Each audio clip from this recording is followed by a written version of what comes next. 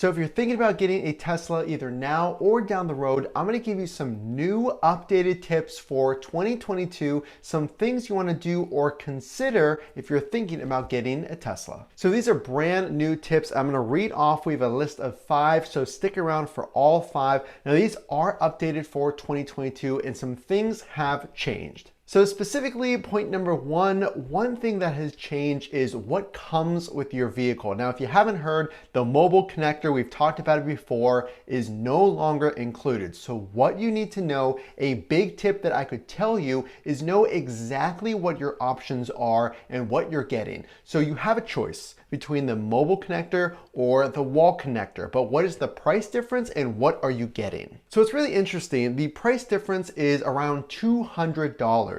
So the mobile connector, that charges your Tesla up to 30 miles, and that's per Tesla. And the wall connector gives you around 44 miles, but there's a $200 difference. Now the differences between these two might not be as large as you think, with the wall connector being more expensive and it does give you more mileage, but I actually get around 35 miles an hour charge per hour on my car with the mobile connector. And you can do this by installing a NEMA outlet. So my tip to you is know what your options are. The wall connector is more expensive. It looks cooler, you get more mileage, but you're also gonna have to pay for installation costs. Now the mobile connector needs something to plug into. So you're gonna have to install a NEMA outlet. When it's all said and done, my NEMA outlet, I think it was around $500 all in. So installed and everything. And the wall connector is $400 just for the hardware. So that brings us into point number 2, when we're talking about cost. I want you to know the price. So here's a big tip and probably one question I have all the time. Now, obviously, if you don't know this, you can go into the Tesla website and you can plug in and customize a down payment or a financing option if you're going to do a loan or a cash option, but you might not have known the little fine print about taxes. A lot of people tell me is the $4,500, the default 9% that Tesla recommends you put down, is that the final cost of owning a Tesla? Well, it does exclude taxes and other fees. So what the heck does this mean? In Pennsylvania, where I am, Pittsburgh, Pennsylvania, there's around an 8% sales tax. So a tip that I would tell you as you're budgeting, you want to factor in the sales tax of your area, of your state. Like I said, it's around 8% here, and that came to an extra $3,200 that I had to pay in addition to the down payment on the Tesla. So I just want you to understand your options when it comes to price. When you're doing that calculator on the website, do know you're gonna have that extra upfront cost. So here is a really big one, and I actually did not know this. Point number 3, a tip that I want you to know, especially in 2022, when prices have gone up, like we just spoke about, the mobile connector is an extra cost if you go that route. Well, you might not know why you're looking at that financing option we just spoke about in the last point. You can actually see the gas savings. So I actually didn't know this. You can go into the website, you can play around with the loan calculator and the monthly payment, but you can actually scroll to the right and you can see a gas calculator and you can plug in 2022's this current month's gas prices, which I'm sure you know are very, very high, and you can calculate exactly how much you're gonna save on those gas prices. So this is a really big tip, an exercise that I had no idea how much I was going to save. I'm about to give you some real examples. So I save $150, and here's a screenshot, per month on gas versus charging. So I charge at home. A lot of Tesla owners do. Again, we're talking about that NEMA outlet and the wall connector. You charge at home.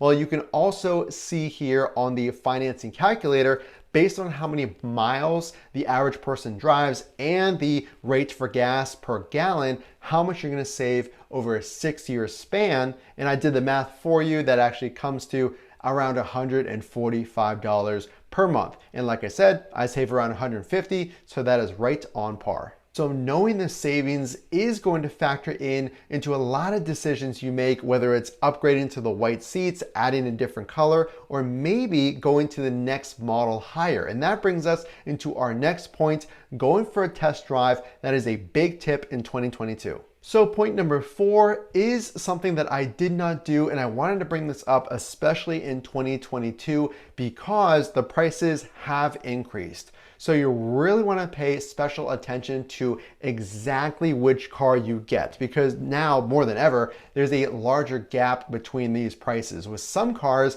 being well over $60,000. So if you're thinking, well, do I want the standard range, or is it worth it? Is it worth it for me to get the long range or the performance? Well, you don't really know how much that acceleration really does impact your travel unless you go on a test drive. Again, something I did not do. I wish I did compare the Model Y. I have the Model 3 standard range. Don't get me wrong, I absolutely love it. But when you see the Model Y in person, you can also see the size comparison for cargo space. And finally, point number 5, I feel like if I don't mention this, I'm doing you a disservice based on my experience. So please, again, consider this learning from my lesson and my mistakes, if you will. PPF, something we have mentioned, and here is exactly why this is a big tip. So I'm going to show you a before and after of PPF. And what is PPF? It's paint protection film. So what this does is protect your car from dings and scratches. And I bring this up because if you can budget this into your purchase, especially on the front of the vehicle. I have had scratches and paint chips, and I've only had the car for not even a year now that I think about it. And I wish I had PPF. So check out this video of the before PPF. This is actually protection on the side of my vehicle and after. It looks so much better, and this is the protection that you get anywhere on your car. You take it to an auto shop, they'll put this on, and I sprung for this on the side of my vehicle, and it will protect my paint. Now this product is a product I purchased on my own. Now obviously you're not gonna have to reapply it if you go to an auto body shop and they wrap your entire car in PPF, but this was just one example. I hated how it looked. It started peeling up, probably because I installed it incorrectly. So I took my time on the second go around, and I think it looks great. So you really wanna know your options, especially now because charging is not included in your Tesla purchase. You also wanna know you're gonna save a decent amount of money per month, and you can go into that gas calculator no matter what time you're watching this video and plug in today's gas prices. You want to know the true cost, which I think nobody talks about, or they don't talk about often enough, the extra you're going to have to pay on the taxes. Unfortunately, there's no way around that, but it will be an extra upfront cost of your Tesla, and you also want to protect that car once you have it and consider some type of PPF. And again, that is just my recommendation. I'm not trying to sell you on any specific product. It's just a protection layer to your Tesla, because of course you're going to put a lot of money up front. And one final bonus tip, if you are considering the white seats versus the black seats, and maybe you're interested in still having that cabin privacy with maybe window tint, just understand no matter if you have window tint or not, a lot of light reflects off of those white seats. So if you want privacy, I would recommend going with a darker window tint. Now I have 25% on my Model 3.